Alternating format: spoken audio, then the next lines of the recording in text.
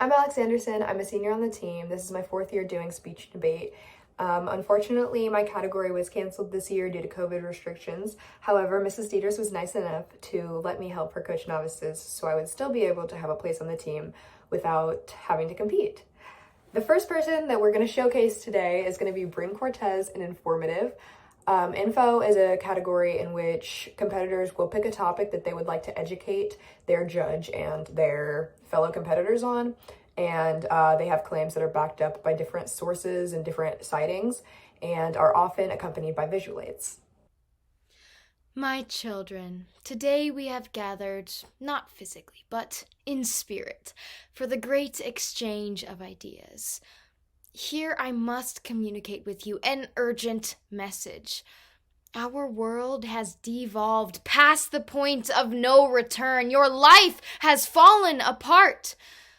You may feel lost. You may feel lonely.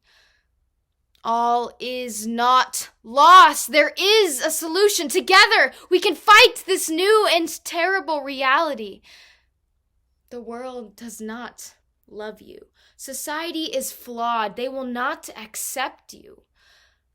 My people love you. My God loves you. My children, our enemies may try to chain us to societal norms, but when we are together, we cannot be shackled. Free yourself from this flawed world. Embrace the order of my people. Together, we can finally be free. Whew, I need a breather after that one, sorry. Whew, here we go. Haven't you always wondered what it would be like to hold immeasurable power? To conduct an entire room in just seconds, to have countless bands of loyal followers by your side? No, I'm not talking about Beyoncé.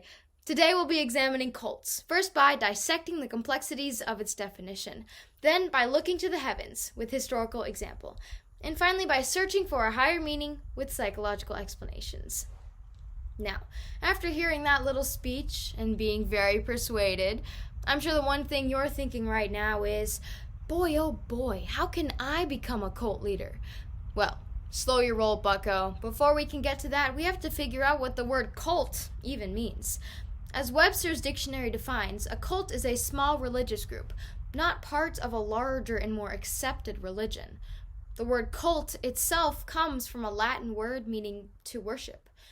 However, Professor Robin Clark of the University of Pennsylvania argues the word has come to denote a group with socially deviant practices and beliefs.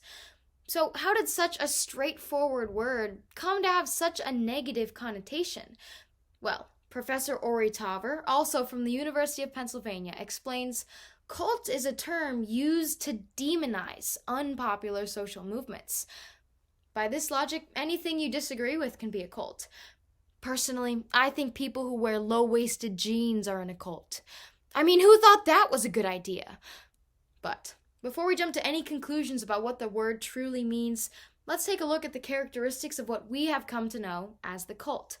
Doyle Paul Johnson, for the sociological analysis, names two main characteristics of cults.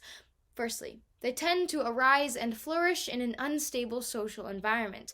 This could be during a national emergency or even within a small community.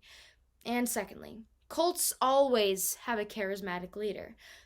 Now, let's take a look at these characteristics again, but this time with some historical perspective. I'm going to be using Christianity just as an example.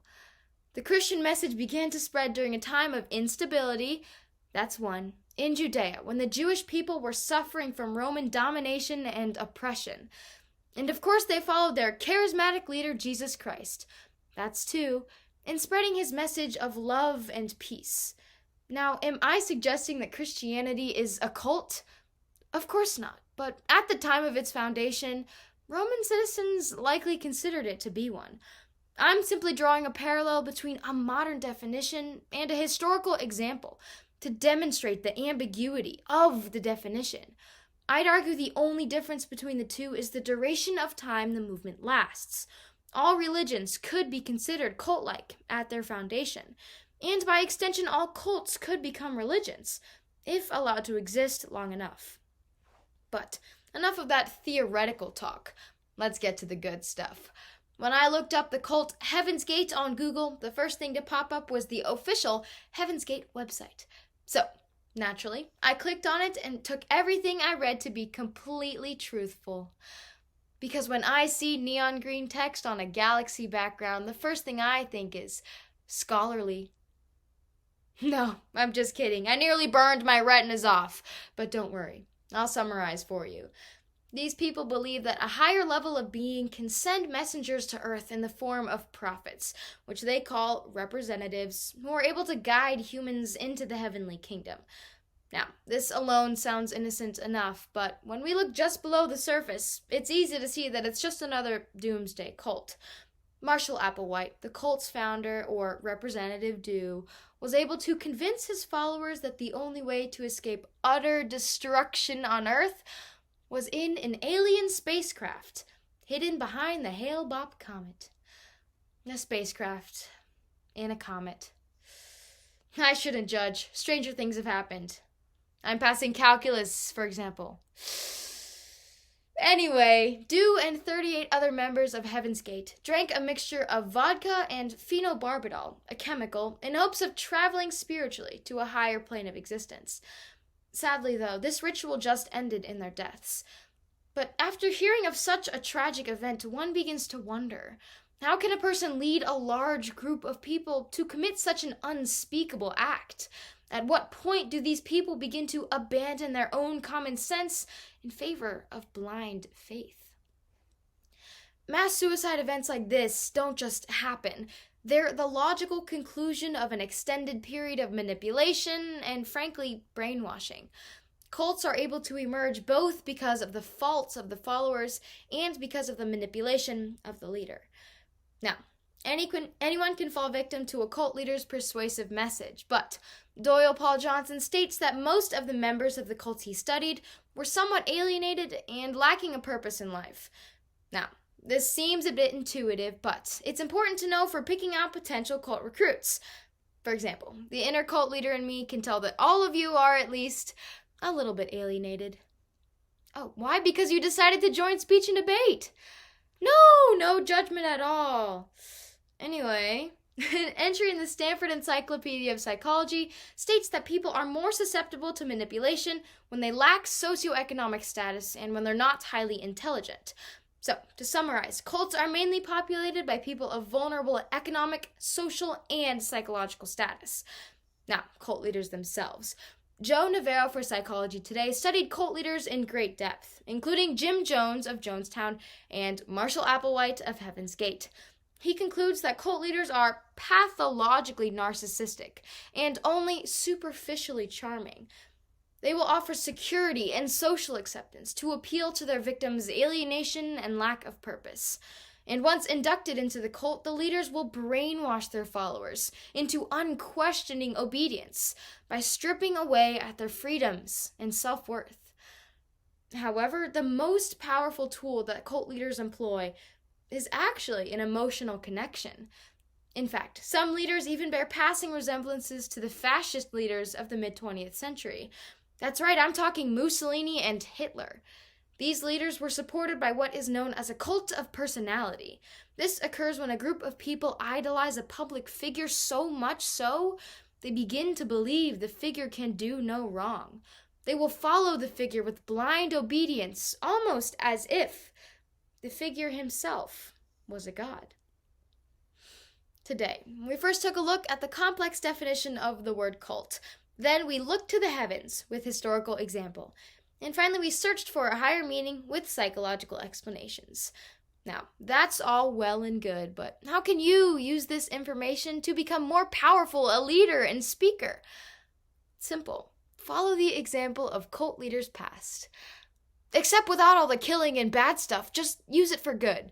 Here, I'll show you an example. My children, I have returned, and I sincerely hope you have considered my offer of love and guidance, and unity and solidarity. Use a lot of meaningless, strong words. My church arose during a time of turmoil. That turmoil being whatever you're personally going through right now. Be super vague. It could be in your family, in your mind. A pandemic, perhaps. I don't know. I'm just the prophet. Give yourself a strong name. But what I do know is that if I yell loudly enough, if I gesture wildly enough, you will stop listening to what I'm saying and start believing me. Because that's just how manipulation works. You are lost and alone. I am loud and confident and angry sounding. The time is nigh, my children. We must band together to fight this ambiguous threat I am referring to. Join the fight. Join my people. Together, we are free. So, what do you say? Will you join my cult? Thank you. Bryn did a great job at showing us what a state qualifying informative piece might look like. Next up, we're going to have Marley Weimer's an original oratory. Original oratory is a category in which the competitors pick a topic about something that they personally feel passionate about, and then they have a call of action and they try to persuade their audience of the point that they're trying to make by using emotion and analytical evidence. I, Marley Weimers, take thee, Marty McFly from Back to the Future, to be my lawfully wedded husband, for better or for worse, in sickness and in health, to love, to cherish, until death do us part. I do. Blah, blah, blah. Holy matrimony. Marty McFly, you may now kiss the bride. Yeah, when I was younger, I was obsessed with planning my wedding, and this is exactly how I saw it going. At this point in my life, I had no idea that Marty McFly is actually Michael J. Fox, and that Michael J. Fox is actually 40 years older than me, and already married. I actually didn't find this out until I was around 7 years old. I professed my love for Marty McFly to my father, who proceeded to laugh at me before showing me a picture of what 50-year-old Michael J. Fox looks like. Spoiler alert, it's nothing like Marty McFly. Tough day. When I did eventually find this out, I felt crushed. The wedding that I had worked so hard on planning seemed to have slipped right through my fingers. I felt completely disillusioned, as my expectation that Marty McFly and I would live happily ever after was absolutely blown to smithereens. Merriam-Webster describes this feeling of disillusionment as the condition of being dissatisfied or defeated in expectation or in hope. Rather unfortunately, this is a sort of common, if not entirely unavoidable part of growing up. And it's not always something that we can walk away from quite as easily as I walked away from the whole Marty McFly debacle. But just because disillusionment really just is this unavoidable part of growing up, doesn't mean that we can't fight against it and its negative impacts. Thus, to combat these negative impacts of childhood disillusionment, I propose that first we take a deeper look at how these feelings really start to manifest themselves in childhood, before next we take a walk down the aisle and look at a specific example of how these feelings from childhood can follow us into adulthood, before finally the time will come where we say I do to finding a solution, to fight against these negative impacts of childhood disillusionment. As kids, we start off as idealists of sorts. We have these super crazy plans and beliefs, these massive dreams, and this optimistic expectation that nothing bad will ever happen to us or to our loved ones. You know, the whole unicorn and rainbow perspective. Unfortunately, as reality starts to play a bigger role in our lives, we begin to realize that frankly, bad things happen to everyone, even those who we love.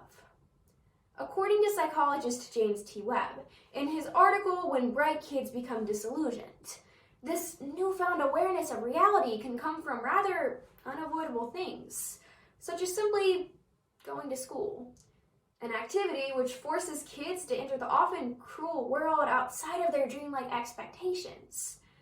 In school, kids become disillusioned when they are introduced to their peers, who tell them that they can't actually marry the main character from a 1980s movie. Additionally, kids are introduced to bullies who show them that not everyone in the world has good intentions. Consider the whole unicorn and rainbow perspective entirely shattered at this point. Second graders can be really mean. I still have nightmares sometimes. Thus, disillusionment really just is this natural part of growing up. If you've ever been to school, if you've ever had a dream not come true, if you've ever set expectations for yourself, others, or the world as a whole that haven't been met, you've been disillusioned. This can be heartbreaking as we find ourselves straying away from dreams and expectations that aren't guaranteed. Then these fears aren't just a fleeting part of childhood, they follow us into adulthood. But let's go back to my obsession with Marty McFly for a second, because as weird as it may sound, I really did have some spectacular plans for that wedding. Parts of these spectacular plans included this big, beautiful white dress just covered in rhinestones, a colorful bouquet of roses, and, of course, my dad walking me down the aisle. Until I turned 10. When I was just 10 years old, my dad died. And my first question to my mom after I found out, who's going to walk me down the aisle? To this day, I can't really see myself getting married. Not to say it'll never happen, but I no longer have this image of it in my head. Honestly, I'm scared to dream of a new one because the last time that I did so, such an integral part of my original design was just snatched away. My dad's death was this major event of my childhood. Something that left me feeling disillusioned and something that's impacted a lot of who I am today. Today, I'm 18 years old, an adult, and I still find myself scared of making important plans involving other people. Because the last time that I did so, I was completely disillusioned. Thus, although disillusionment is something that oftentimes begins in childhood, with these initial introductions to life-shattering events and reality itself, the impacts that it has on us can follow us into adulthood. As a result, we find ourselves straying away from dreams and expectations that aren't guaranteed, that could leave us feeling more hurt than anything else. But is this fear of setting expectations, this fear of dreaming as a whole, just an unavoidable part of growing up? Well, according to Dr. Kate Steiner, it's actually not. And that we can effectively fight the fears that have been instilled in us by childhood disillusionment by finding a cause greater than ourselves to become invested in. And in doing so, connecting ourselves to the rest of the world. According to a study run by UC Berkeley, there are several steps that we can follow on this path to finding a greater cause. Step 1. Focus on finding and cultivating gratitudes in your everyday life. For me, I have this little yellow notebook that I carry around with me wherever I go. Whenever I see something that makes me feel happy or grateful, I write it down, thus further connecting myself to the world as a whole. Literally the other day, I wrote down freshly vacuumed carpet. It can be as small as that. You just have to be consciously processing this feeling of gratitude. Step 2. Focus on finding and building a sense of community. This sense of community can come from literally anywhere. For example, a group of individuals who enjoy spending their Saturdays standing in empty rooms and talking to computer screens. If you're into that kind of thing. When we do this, when we connect to this larger group, we feel more connected to the world as a whole by mere extension. Step 3. Acknowledge the obstacles that you have faced, the hardships that you have overcome, and share your story. In doing this, you're both inspiring and motivating the world around you. By simply sharing your voice, you're becoming a part of it. Now, I'll be the first to admit that all of this stuff about fighting deep-seated psychological childhood disillusionment, something that's oftentimes rather traumatic, by finding your place in a larger world sounds absolutely insane. But Marty McFly thought that Doc Emmett Brown sounded pretty crazy, and that dude built a time machine out of a DeLorean. So I don't have the crazy white hair. I don't have the PhD thing down quite yet, but still hear me out on this. Oftentimes, when we've been disillusioned, we become scared. For me, I was disillusioned by my father's passing, and I developed this fear of relationships. But when we place this fear in the scope of a larger world, it just seems so small. To be introduced to a future, a new world where your dreams and your expectations don't align with the reality of it all, is a scary thing to face as a child. And the fears and the insecurities inspired by these initial introductions can follow us into adulthood, ultimately having a negative impact on our lives. These impacts can be as small as us avoiding watching Back to the Future with our families, as we know that Marty McFly is no longer the man of our dreams. Or as large as us avoiding cultivating new friendships or relationships, as we're scared of the slight chance that they may one day end. Regardless of the magnitude of these impacts, they're always there, looming over us and governing our decisions and our choices that in turn govern our lives. But once we acknowledge the existence of these fears, we can begin to take control back by connecting ourselves to this greater world. Now, although I've gone over the whole Marty McFly thing, and although I can proudly say that I can watch Back to the Future with my family these days, this is definitely something that I need to work on in other aspects of my life. And I hope that you all will take these steps with me, as we say I do, to finding a solution, to fight against the negative impacts of childhood disillusionment. Marley did a great job at showing us what a well-constructed, state-qualifying original oratory piece may look like. Next up, we're going to have our speech captain, Lane Bokers, present POI, or Program Oral Interpretation.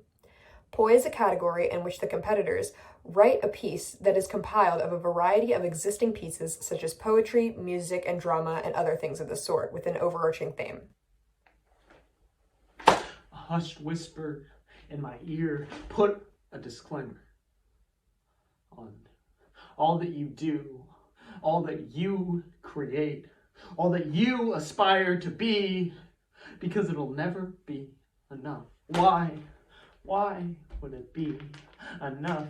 If you push against it, that whisper booms, contorts, squeezes, and twists. You are going to fail. Don't even try, because if it can't be perfect, well, it should be nothing at all. You see, perfectionism and I are old friends, and we do this dance where I forget that I'm supposed to be the lead, and perfectionism and I, we both get scared of dancing, and we start to freak out, and when we freak out, we're like gasoline on each other's flames, threatening to burn us all to the ground.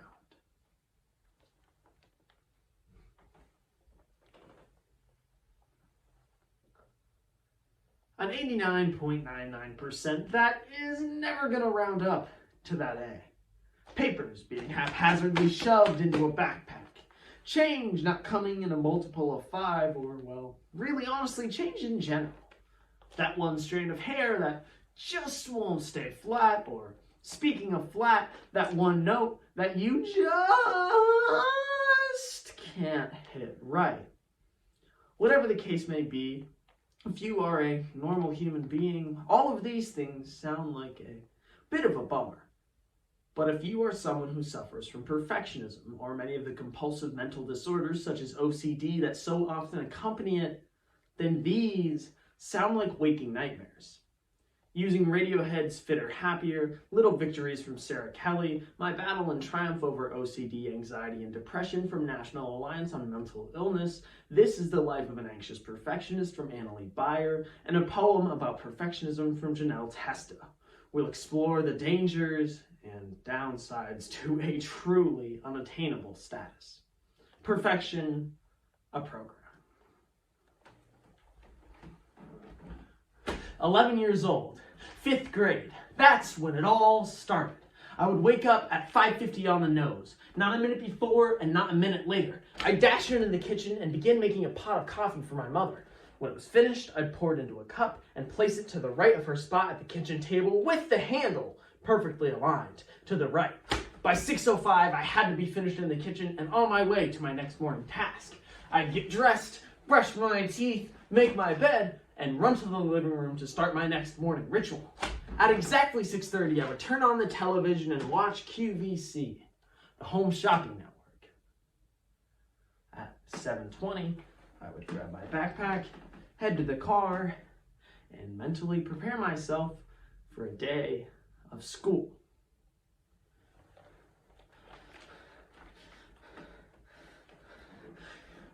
Perfection was the only acceptable state, and so I lived with a constant critical internal dialogue. I was never satisfied. Everything, a test, a social event, even doing the laundry would rev me up. I demanded perfection from myself while simultaneously expecting failure, berating myself for what were sure to be subpar wash and full skills. I can't do anything right.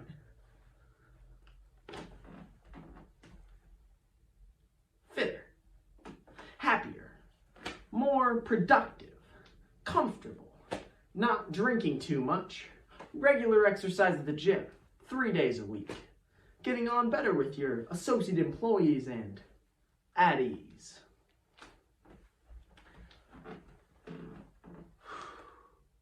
The biggest struggle that I faced was the whiteboard. That stupid whiteboard. My teacher would go and write something on the board, and when she went to erase it, there would almost always be one little smear left in the corner, and when it happened, I became completely fixated.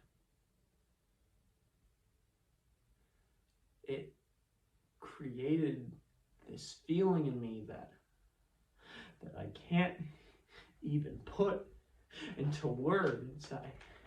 I felt as though the world were somehow no longer right, that my life was out of balance, anger and anxiety built up inside of me. On the outside, I was sitting up straight, hands crossed, the perfect picture of the ideal student. But on the inside, I was having an absolute meltdown. I had no choice but to solve the problem myself.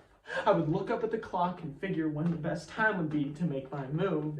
If lunch, recess, or another activity were coming up anytime soon, I would say that I needed to use the restroom. And as I walked by the teacher's desk, I would slyly rub my hand across the spot on the board, erasing the mark. The relief. All was well. Until it would inevitably just happen again.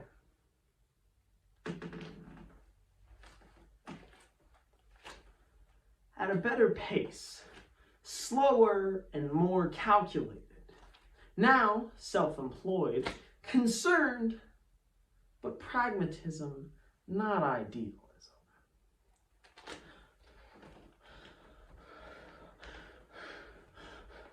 There were constantly numbers going through my head, and they always had to end on an even number.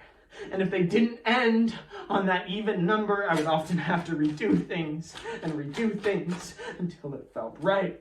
This would make my days feel full of stress and anxiety, and it made me dread every day because I didn't want to have to deal with this any longer.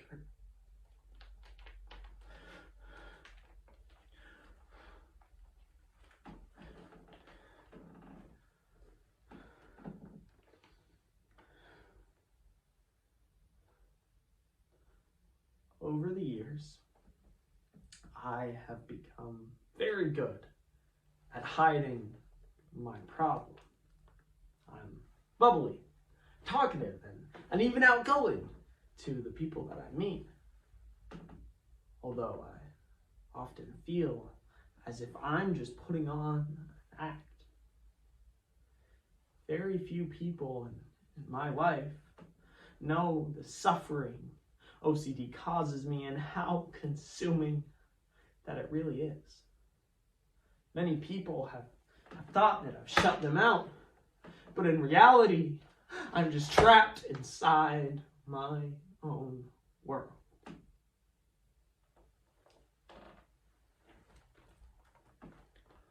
Within the past year or so, I have started regularly seeing a psychologist and taking a medication. For a few years now, I've been going to the gym as well. And when I'm there, my mind just drifts and focuses on nothing except bettering myself. And, well, to be honest with you, fitness has been the most helpful remedy of them all. Will not cry in public. Less chance of illness. A good memory, and still cries at a good film, but no longer empty and frantic. Your mental health is equally as important as your physical well-being. I waited way too long to pursue the help that I needed, and yet I don't even know where I'd be today if I hadn't sought that help. Now, granted, I'm nowhere near where I one day want to be, but I am slowly but surely getting there and testing myself every day. For example, this morning, I left a dirty plate on the kitchen counter before I left for work. It's slightly getting to me, but nevertheless, I did it, didn't I? Woo to the little victories. I am open to talk to anyone who is also suffering from this because, well, I need support, but I also want to give it. Thank you. Lane did a great job at showing us what a well-compiled state-qualifying poet piece may look like. Next up, we're going to have Sam Stack in humorous interpretation. Humor is a category in which the competitors will find a script, whether that be from a movie, book, TV show, series, or even a script that is specifically written for speech, and add their own funny twist to it. It was late at night in the orphanage. In her dormitory, Sophie couldn't sleep. The house was absolutely silent. This was what they call the witching hour. Sophie crept to the window and peeped outside. But suddenly she saw a giant. The giant saw Sophie, so she rushed across the dormitory, jumped into bed, and hid underneath the covers. But it was too late.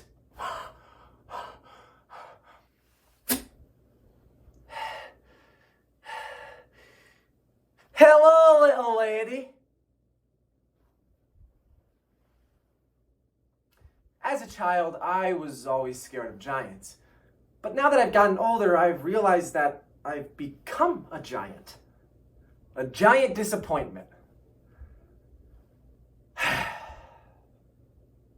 Follow along as we watch the story of a little orphan named Sophie and her adventures with a not-so-monstrous giant in the BFG by Roald Dahl. Oh, you're finally awake! Oh my gosh, where am I? You are in my cave. You're in my home. Why did you snatch me up and bring me here? Because you have seen me. If anyone has ever seen a giant, he or she must be taken away. Hip switch. But why? Because human beings is not believing in giants. I do. I believe in giants. I mean, look at you. You're standing in front of me. That is only because you have seen me, little lady. Okay, fair point. But, what are you gonna do to me? I mean, what's gonna happen to me? Looks like you are gonna have to stay here with me in my cave for the rest of your life. Oh no, oh no, oh no. Oh, yes. Now, I sure is hungry. Oh my gosh, Mr. Giant, please don't eat me, I beg that you don't eat me. You thought that I was a human gobbler. Oh my God. No. You are mistaken, little lady. Oh my God. If one of the other giants had snitched you up, they'd eat you just like that. But me? No, of course not. Other giants? There's more of you? Of course.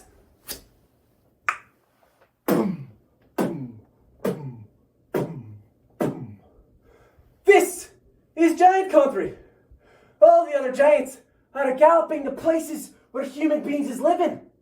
They are looking for chillers just like you to guzzle down for their supper.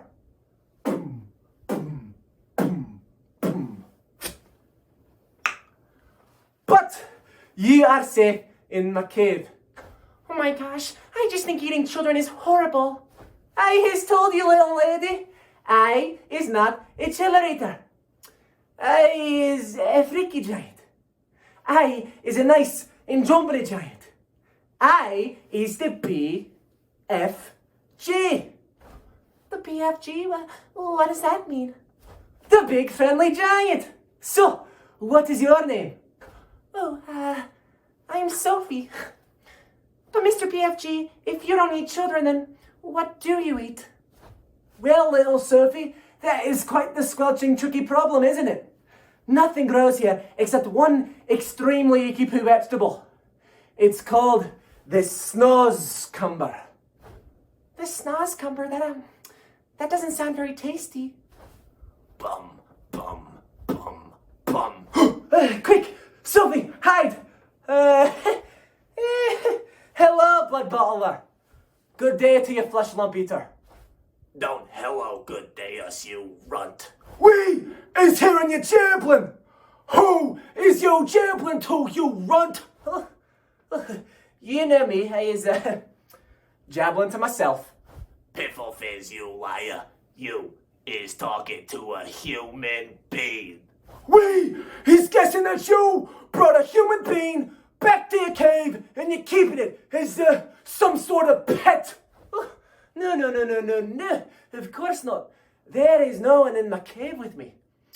Why don't you two just leave me alone, all right? That's it. I'm gonna find it. I'm gonna find this human being if it's the last thing I do. Flesh lump eater, go find the human being for me. Okay, boss. Bum. Yeah. Bum. So this is the grotesque vegetable of yours, huh? Yes, the snozzcumber. It's scrumdiddly-dumptious. Why don't you try some? You know, just this once, I'm gonna try this rotten meats of yours. But if it's disgusting, so I swear to God. Okay, here I go.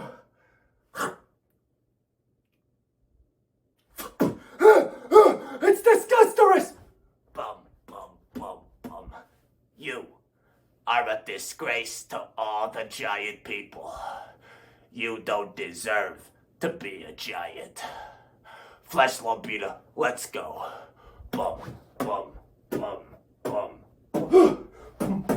Sophie, where are you? Are you okay? Oh, I'm down here. I'm okay. Oh, you poor little children, I'm so sorry. You know, you look like you could use some frobscuttle to make you better. Frobscuttle? What's that? You've never had frobscuttle? Oh my God. I think I have some back here. Oh, here they are. It's delicious. I love me some frizzy frobscuttle. Oh, that's weird. The bubbles are going the wrong way. Where I'm from, in the drinks like Coke and Pepsi, the bubbles go upwards. But in that drink, or Frobscottle, the bubbles are going downwards. No, upwards is the wrong way, Sophie. And if you don't know why, then you are as quirky as a dog hound. What? Okay, listen here, little Sophie. When you're drinking this little cokey drink of yours, it's going into your tummy. Is it right? Or is it left? Oh, that's wait, yeah, that's right. Okay, so, those little bubbles, they're going into your tummy as well, right? Or left? Yeah, that's right again. Okay, so, if the bubbles are going upwards, that means they'll come up your throat and out your mouth in a little belchy burp. Isn't that right? Oh, yeah, that's often true, but it's fun to burp now and then. Oh, no. Burping is disgustorous. Us giants is never burping. But with Frobscottle, it'll come out of somewhere else. It'll make an even louder and ruder noise. Yes, a whiz popper. Oh, you finally got it. Yes, okay. A whiz popper is a sign of happiness in giant country. A whiz popper is like music to my big ol' ears. No. A whiz popper is rude. You know, I need a swig of Frobscottle, and I'll show you the result.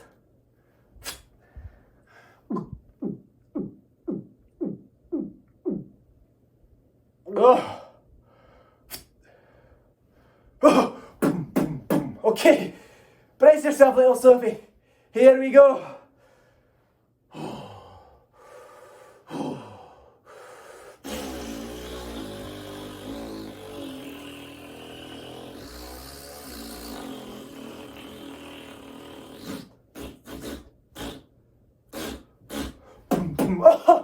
I love me some Frobscottle. Oh, it's delicious.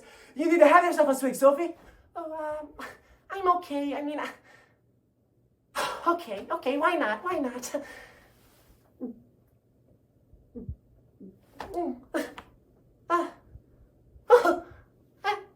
I feel the bubbles. I feel it, okay. Okay, here I go.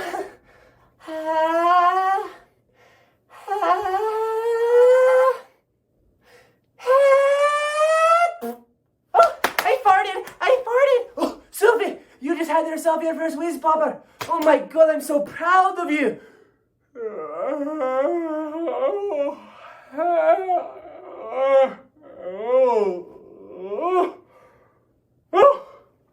My goodness, all this Frobscottle is making me tired. You know, I think it's time for a little snoozy sleep. What do you say, Sophie? Okay. Remember, you are safe in my cave. Good night, little Sophie. Well, thank you for today, PFG. I really had fun. Good night. Thank you. While Sam was our last speaker, he did a great job of showing us what a state and national qualifying humorous interpretation speech could look like. I really hope that this showed you that speech can be a lot more fun than you think that it may be, and that you might want to join in the future.